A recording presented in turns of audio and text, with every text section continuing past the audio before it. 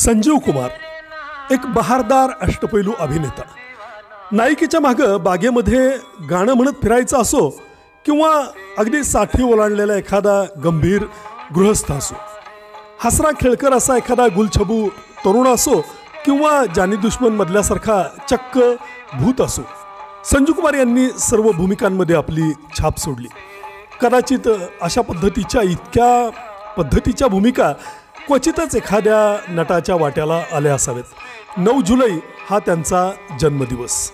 आपल्यामधून संजीव कुमार खूपच लवकर गेले, कमी वयामध्ये गेले. अन्यथा आणखीही त्यांच्या अभिनयाचे खूप सुंदर असे रंग आपल्याला बघायला मिळाले असते.